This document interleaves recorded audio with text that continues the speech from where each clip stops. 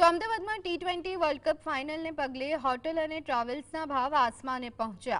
Hotel રૂમમાં 300 થી 400% વધારો જોવા મળી રહ્યો છે, જ્યાં 6000નો રૂમ અત્યારે 20 થી 80000 સુધી બોલાઈ રહ્યો છે।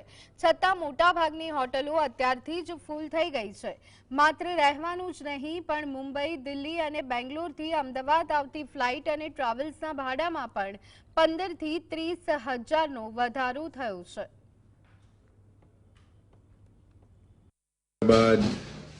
બેંગ્લોર એટલે ગમે ત્યાંથી ક્યાંયનો બી ફેર 15,000 રૂપિયાથી ઓછું નથી અને ઉપર 30,000 રૂપિયા સુધી પણ ભાડું જઈ રહ્યું છે। સેમ વેઝ હોટેલ્સનું બી આવું જ હાલ છે।